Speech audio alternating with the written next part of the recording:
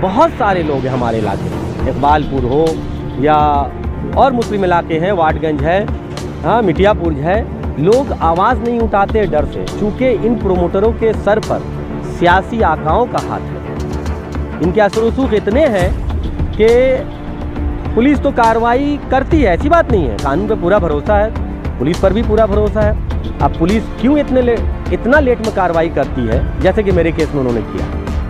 पत्रकार को समाज का आईना माना जाता है। एक पत्रकार ही होता है जो अपनी कलम से, अपनी बातों से, अपनी शब्दों से समाज की हर बुराइयों को लोगों के बीच लाता है और उन बुराइयों को खत्म करने में एक अहम भूमिका निभाता है। लेकिन जब एक पत्रकार ही खुद को असहाय महसूस करने लगे तो आप इसे क्या कहेंगे?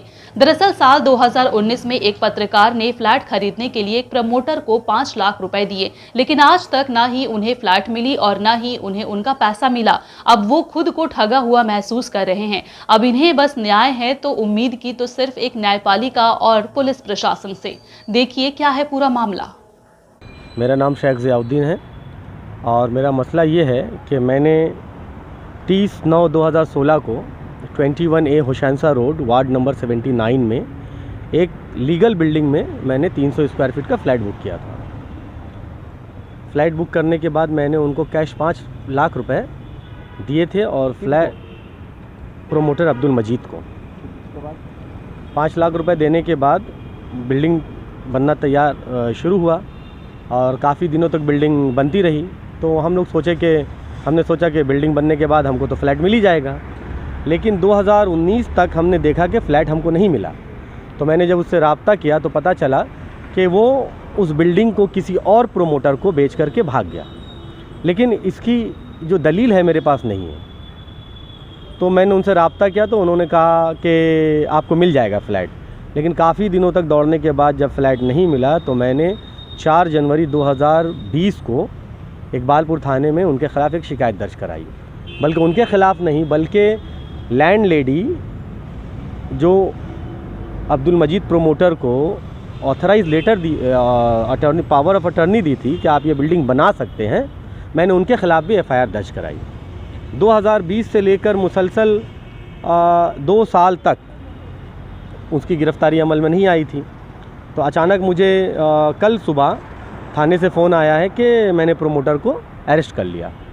जो इस मामले के तफ्तीशी अफसर हैं अमृत बनर्जी, उन्होंने कहा कि आपके जो एक्यूज़ पर्सन है जिसके ख़िलाफ़ आपने कंप्लेन दर्ज कराया था प्रोमोटर के ख़िलाफ़, उनको हम लोगों ने अरेस्ट कर लिया। तो मैं गया अपने वकील को लेकर के अलीपुर कोर्ट में, उनकी जानिब से भी वकील थे। तो जब जज के सामने आया तो एक बात बहुत ही ताज्जुब वाली बात यह है कि 5 लाख रुपए का फ्रॉड का केस जिस मुलजिम के ख़िलाफ़ है, उस मुलजिम को पुलिस रिमांड पर लेने के बजाय उन्होंने एक सिंपल सा जेसी प्रेयर लिख दिया। हमारे वकील का ये कहना था कि अगर पुलिस उसे पुलिस रिमांड मांगती तो उसको बेल नहीं मिलता, लेकिन चूँकि जेल कस्टडी मांगा है पुलिस, और जेल कस्टडी मांगने का मतलब ये होता है, जो मेरे वकील ने मुझे बताया कि जेल कस्टडी मांगने का मतलब ये होता है कि अब मुलजिम से पुलिस को तफ्तीश की ज़रूरत नहीं है, पूछगछ की ज़रूरत नहीं है, जिसके वजह से उसको कल अलीपुर अदालत के CGM ने उनको ज़मानत दे दी। तो आप क्या चाहते हैं? आप चाहते क्या है कि ये बिल्डिंग प्रमोटरों का राज है, ख़ास करके मुस्लिम इलाकों में तो प्रमोटरों का एक गुंडा राज चल रहा है। अब आप बताइए, मैंने इस फ्लैट ख़रीदने से पहले मैंने प्लान की कॉपी ली और लैंडलेडी ने जो पावर ऑफ अटर्नी दिया था, डेवलपमेंट पावर दिया था, मैंने उसको लिया प्रोमोटर से। सारा कुछ लेने के बावजूद अगर इस तरह से जालसाजी हो तो क्या कहेंगे। और घर तो मिलेगा कि नहीं ये मुझे पता नहीं है।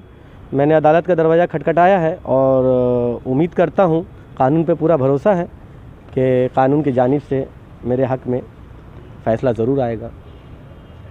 लेकिन ये 5 लाख रुपए आपने जो दिया जी, तो ये इसकी कौन करेगा भरपाई?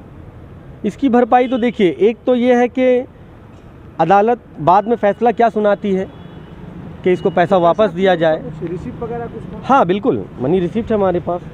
ये 5 लाख रुपए का, और इसमें बाकायदा प्रोमोटर अब्दुल मजीद ने दस्तखत भी किए हैं, और बाकायदा सिर्फ एक पेज पे नहीं है बल्कि ये हर पेज पे उनका दस्तखत है कि उन्होंने मुझे 300 स्क्वायर फीट 2 मंजिला इमारत में फ्लैट बुक कराया, और मैंने कराया था, और सारे दस्तावेज़ात मेरे पास है। देखिए कितने रुपए में पूरा मामला 6 लाख रुपए में तय हो पाया था, और ये तैयार होने के बाद 1 लाख रुपए देने की बात थी। 18 महीने में फ्लैट देने की बात थी, लेकिन 2016 से लेकर के आज तक ना ही मुझे फ्लैट मिला, ना ही मुझे पैसे मिले। जिया साहब, आप खुद भी सीनियर पत्रकार है, काफ़ी सालों से पूरे शहर में आप जाने जाते हैं। पूरे कलकत्ता शहर में हम अगर कहें कि मुस्लिम इलाकों में इस तरह का प्रमोटर राज चल रहा है, क्या बोलेंगे?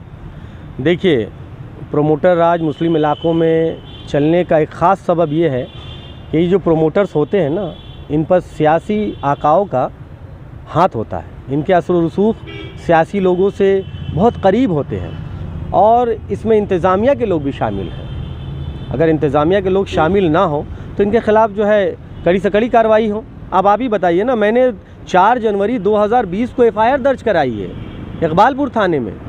मैंने मेयर को लेटर दिया, मैंने बोरो 9 के एग्जीक्यूटिव इंजीनियर को लेटर दिया कि 2 मंजिला इमारत बनाने का प्लानिंग आप लोगों ने दिया है, और उस पर प्रोमोटर 4 मंजिला इमारत बना दिया जिसमें मैंने बुक कराया था। मैंने यहाँ लिखा भी है मैंने कि ये इलीगल कंस्ट्रक्शन भी किया जा रहा है। इसके बावजूद कलकत्ता कॉरपोरेशन की जानिब से मैंने फ़िरहाद हकीम साहब को 2 बार लेटर लिखा, और बोरो 9 में मैंने लेटर लिखा, लेकिन आज तक वहाँ से एक भी जवाब नहीं आया। मैंने यहाँ तक कि RTI के लिए एक एप्लीकेशन दिया बोरो 9 में एग्जीक्यूटिव इंजीनियर को कि हमें RTI का जवाब दिया जाए कि ये बिल्डिंग इलीगल है या लीगल। चूँकि मुझे तो मालूम है कि 2 मंजिला इमारत लीगल है, इसके ऊपर 2 मंजिला इमारत बनाया गया है इलीगल। तो मैंने RTI मांगा। RTI का सिस्टम ये है कि 15 दिन या 1 महीने में RTI का जवाब दे दिया जाता है, लेकिन आज 2 साल हो गया, ना ही RTI का जवाब दिया गया। उसके बाद मैंने कहा कि 401A प्रोमोटर और लैंडलेडी के ख़िलाफ़ केस किया जाए। कॉरपोरेशन ने वो भी केस नहीं दर्ज किया है, और ना ही अब तक लैंडलेडी को भी गिरफ़्तार किया गया है। क्या लगता है, मिली भगत है कहीं ना कहीं? देखिए, मामला जहाँ तक के है, मैं 16 वर्षों से सहाफ़त की दुनिया में हूँ।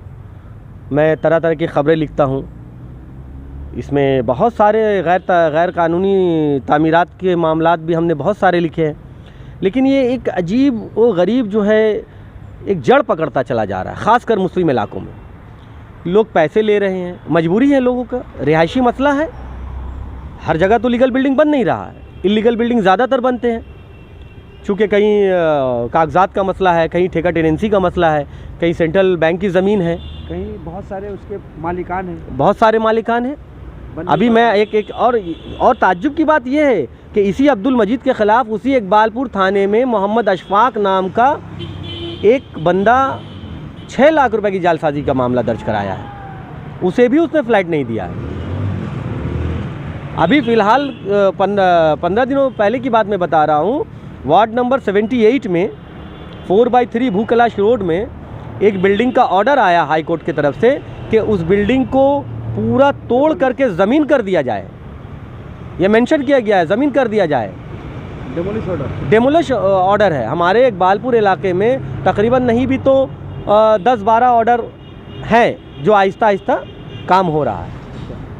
अब उसी बिल्डिंग को डेमोलाइज करने के चक्कर में लैंडलॉर्ड का एक बेटा जो है वो फांसी लगाने की कोशिश किया, देबायन कर्मकर, लेकिन उसकी बीवी ने उसको बचा लिया ताकि फांसी लगाने का, वो समझ लीजिए एक तरह का ड्रामा है कि मैं फांसी लगा लूँगा और इंतज़ामिया जो है फांसी देख करके हो सकता है कि ऑर्डर को रोक दे, लेकिन ऐसा नहीं है।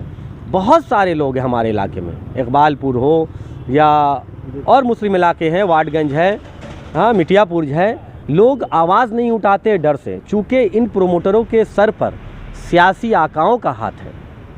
इनके असर रसूख इतने हैं कि पुलिस तो कार्रवाई करती है, ऐसी बात नहीं है, कानून पे पूरा भरोसा है, पुलिस पर भी पूरा भरोसा है। अब पुलिस क्यों इतना लेट में कार्रवाई करती है, जैसे कि मेरे केस में उन्होंने किया, इसके पीछे सभी लोग इन्वॉल्व हैं। इंतज़ामिया भी है, सियासी लोग भी हैं, प्रमोटर राज के साथ इंतज़ामिया और मेरा लगता है कि सियासी लीडरों का ज़बरदस्त एक साठगांठ है। क्या चाहते हैं सियासत? देखिए, मुझे कानून पर पूरा भरोसा है। मैंने केस किया और इकबालपुर थाने ने लेट सही लेकिन कार्रवाई की। पुलिस ने कार्रवाई करके ये साबित कर दिया कि ये इसने 5 लाख रुपए जालसाजी मुझसे की थी, ये साबित हो गया। इसके लिए मैं पुलिस का शुक्रिया अदा करता हूँ। अब मामला रह गया चार्जशीट वगैरह जमा देने का तो पुलिस कार्रवाई करेगी। आपको पैसा चाहिए या फ्लैट चाहिए? देखिए हमको तो फ्लैट चाहिए। अगर फ्लैट नहीं मिलता है तो अदालत पैसा दिलाए या फ्लैट दिलाए। ये कानून ना ही बता सकते हैं कि हमें फ्लैट मिलेगा या अदालत हमें पैसा दिलाएगी या प्रोमोटर को जालसाजी के इल्ज़ाम में सज़ा देगी। ये तो आने वाले वक्त पे ही पता चलेगा।